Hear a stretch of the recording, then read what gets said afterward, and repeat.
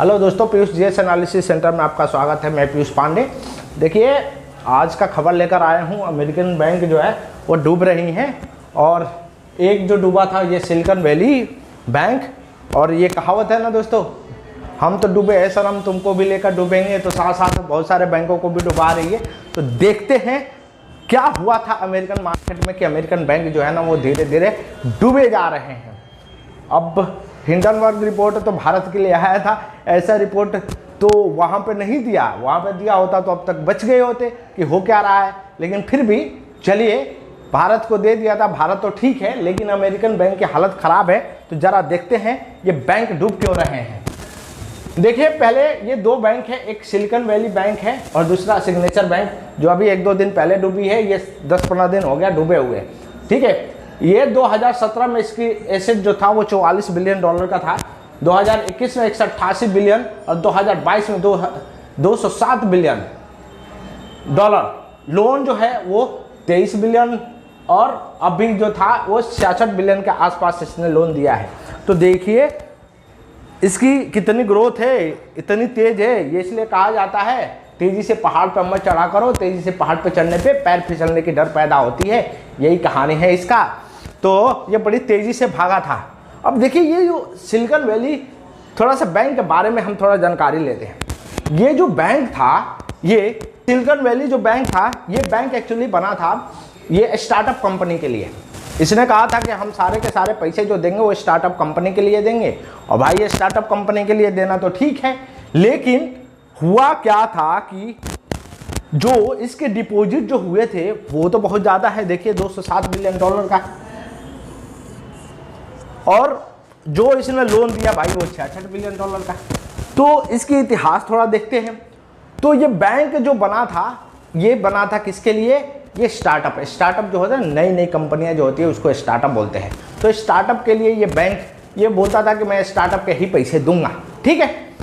लेकिन देख रहे हैं इसके हिसाब से तो बहुत लोन स्टार्टअप को बहुत कम दिया जा रहा है। तो हुआ क्या था कि जो बैंक जब एक्चुअल में जब थोड़ा सा बड़ा हुआ तो बैंक में पैसे डिपॉजिट तो बहुत आ गए। देखिए, इतनी तेज फास्ट से बढ़े हैं। 207 बिलियन के पास 2017। अब देखिए 5-6 साल में कितने, $44 बिलियन से $207 बिलियन के आसपास इतने डिपॉजिट पड़ गए, ठीक है। अब इतने डिपॉजिट तो पड़ गए, लेकिन लोन देना था किसको? ये स्टार्टअप कंपनी को। ये तो 23 से देखिए 66 बिलियन ही दे पाए, ठीक है। तो जो पैसे बचा था, तो इसके विचार में आया कि इस पैसे का किया क्या जाए। तो इसने क्या किया कि अमेरिकन मार्केट में इसने बॉन्ड ले लिया, जो गवर्नमेंट बॉन्ड होती है दोस्त। या बॉन्ड क्या होती है थोड़ा सा समझाता हूं। देखिए, मान लीजिए कि कोई बैंक है तो बिजनेस ही तो करेगी। कोई कंपनी, बैंक ऐसे बना है खाली बैठने के लिए तो नहीं, कुछ ना कुछ तो होगा। तो यहाँ पर हुआ क्या था कि यहाँ पर भी जो देखिए 66 बिलियन के खाली इसने लोन दिया था, बाकी के जो पैसे था इसने ये सोचा था कि कहीं ना कहीं इन्वेस्टमेंट किया जाए। तो शेयर मार्केट में करता, शेयर मार्केट की ऐसी भी भारत की स्थिति सही चल नहीं रही है, तो वर्ल्ड में भी शेयर मार्केट की स्थिति सही नहीं चल रही है। तो उसने क्या किया? बॉन्ड ले लिया। बॉन्ड क्या होती है ना, थोड़ा सिक्योर होता है। इसमें क्या होता है कि फिक्स रिटर्न आता रहता है। यदि आपने पैसे बॉन्ड में डाल दिया तो एक फिक्स रिटर्न आता रहता है, 5%, 6%, 7%, मतलब जो भी उसका कूपन का रेट होगा उस रेट पे आता रहता है। अब देखिए, जो फेडरल रिजर्व है, फेडरल रिजर्व क्या है दोस्तों? जैसे हमारा आरबीआई है, वैसे ही अमेरिका में फेडरल रिजर्व है। उसने क्या किया कि बहुत सारे इन्फ्लेशन, जो महंगाई थी, मुद्रास्फीति को कम करने के लिए उसने क्या किया था? इंटरेस्ट रेट को बढ़ाया था। तो देखिए, इसका मतलब क्या हुआ? जो इंटरेस्ट रेट है वो एक्चुअली इन्वर्सली प्रोपोर्शनल होता है। वो किसके होता है? बॉन्ड के। यदि इंटरेस्ट रेट को बढ़ा दिया जाए तो बॉन्ड की वैल्यू क्या हो जाएगी? कम हो जाएगी, ठीक है। तो होने क्या लगा बीच में, आप देखेंगे कि जितने भी स्टार्टअप कंपनी में पैसे जो लगाया था इस बैंक ने, अब वो स्टार्टअप कंपनी कुछ ने तो आईपीओ लाना स्टार्ट कर दिया था। उनका बिजनेस चला नहीं। स्टार्टअप खोलने से नहीं होता है, उसका बिजनेस चलना भी चाहिए। जब बिजनेस नहीं चल रहा तो ये सारे के सारे एनपीए होने लगे धीरे के धीरे धीरे धीरे। पैसे कहाँ से दे भाई, उसने तो बिजनेस में लगा रखी है। अब देखिए दूसरा क्या हुआ कि इसने करीब करीब 128 बिलियन डॉलर का 128 बिलियन डॉलर का इसने क्या कर दिया, बॉन्ड में अपने पैसे को इन्वेस्ट कर दिया। अब बॉन्ड में तो इसका मैच्योरिटी पीरियड होता है, बॉन्ड एक दिन में निकलता नहीं है, बॉन्ड का कुछ 10 साल 15 साल 30 साल तक बॉन्ड होता है। तो 1 साल से ऊपर को बॉन्ड बोला जाता है, 1 साल से ऊपर जितने भी पैसे आप इन्वेस्टमेंट करेंगे तो उसको बॉन्ड बोला जाता है। तो अब पैसे तो निकाल नहीं सकते, तो हुआ क्या कि इसके बैंक में जो पैसे लगाने वाले थे सारे के सारे बिजनेसमैन और भाई आम डिपॉजिटर तो रहते ही है। अब हमारी बैंक है तो बैंक में सबके कुछ ना कुछ तो पैसे पड़े ही होंगे, तो आम डिपॉजिटर भी थे। तो बिजनेसमैन को जो लगा कि भाई साहब पैसे मांगने गए इस बैंक के पास, तो बैंक ने 1-2 बार मना कर दिया कि भाई हमारे पास पैसे नहीं, तो थोड़ा रुको, हमारे पैसे तो डाल रखे हैं, इधर इन्वेस्टमेंट में डाल दिया। अब ये बैंक, अब होता क्या है कि पैनिक हो जाता है इन्वेस्टर बड़े खतरनाक चीज़ है। अब स्टॉक मार्केट में देखते हैं, थोड़े से कोरोना का नाम ले लो, इन्वेस्टर पैसे निकालने लगते हैं, इतने खतरनाक होते हैं इन्वेस्टर। अरे थोड़ा सा पैनिक होना है, अब इतना समझ जाओ, इतने तो बच्चे भी पैनिक नहीं होते हैं, थोड़ा सा भी नहीं है। ऐसे बच्चे को ऊपर से ऐसे मार दिया और उसके चोट भी नहीं लगी तब भी बच्चे रोने लगते हैं, वैसे ही होते हैं इन्वेस्टर वर्ल्ड का ऐसा ही होता है। थोड़ा सा भी उसको क्राइसिस लगेगा, पैसा उठाने लगेगा मार्केट से, उसको ऐसा लगने लगा जैसे डूब गया, लेकिन डूबता तो कुछ नहीं है। अब देखिए क्या हुआ कि ये तो इसका मैच्योरिटी पीरियड था, ये पैसे तो निकल नहीं पाता, तो जो इसके डिपॉजिटर थे वो पैसे मांगने लगे। अब पैसे मांगने के चक्कर में क्या हुआ कि भाई लाइन लग गई बहुत सारे, अब 1-2 नहीं सारे के सारे डिपॉजिटर, अब सबके सब ये ना हो रहे, अफवाह फैल जाती है कि भाई साहब पैसा ले लो ये तो डूबने वाली है, पैसा ले लो ये तो डूबने वाली है।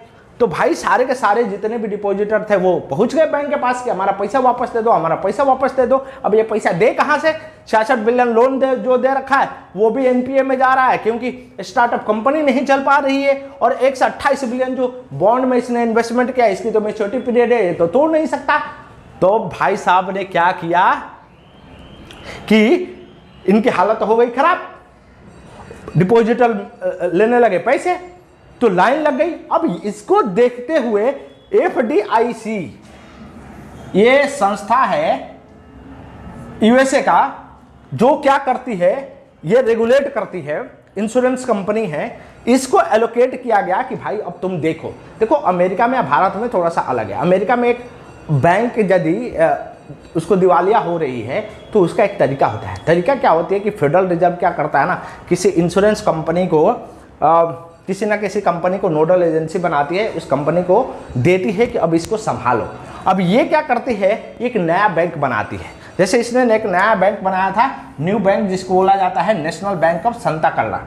अब ये बैंक जो है ये क्या करती है, उसकी जितने भी लाइबिलिटी, एसेट और सारे चीजें हैं उसको क्या करती है, वो अपने आप डिपॉजिट कर लेती है। कहाँ पे डिपॉजिट कर लेती है, इस बैंक में। इस बैंक में सारे पैसे डिपॉजिट हो जाते हैं और ये कुछ दिनों बाद अब धीरे धीरे सेटल करती है। तो देखिए ये पूरी की पूरी गवर्नमेंट का काम है, और गवर्नमेंट का काम से आप समझ रहे हैं ना दोस्तों, गवर्नमेंट का काम यदि भारत में हो चाहे बाहर भी हो, काम वैसा ही होता है। इसका मतलब मैं मत चलिए डेवलप कंट्री है तो वहां पे गवर्नमेंट का काम बड़ा फास्ट होता है, नहीं होता है, इसमें सेटलमेंट में टाइम लगेगा। अब क्या कर दिया, इसके पैसे को कर दिया फ्रीज, और फ्रीज करने के बाद इसको कर दिया भाई, इसके शटर को बंद कर दिया, ये बैंक हो गया है दिवालिया। वैसे ही अभी सिग्नेचर बैंक की भी यही हालत है। एफडीआईसी ने 22 बिलियन डॉलर की ये भी थी इसकी एसेट, और इसको भी एफडीआईसी ने एक नया सिग्नेचर ब्रिज बैंक बनाया है और इसके भी पैसे को क्या हो गया है, फ्रीज। लेकिन ये जो बैंक थी ये एक्चुअली क्रिप्टो करेंसी में थी, क्रिप्टो करेंसी।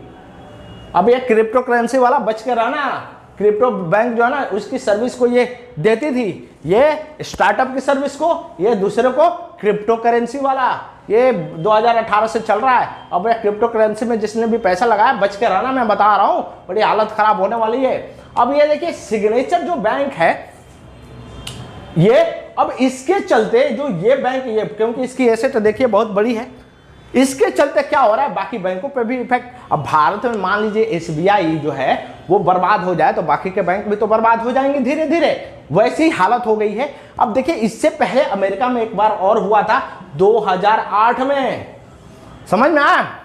और देखिए, एक थ्योरी मैं आपको बता रहा हूं, ब्लैक स्वान इवेंट।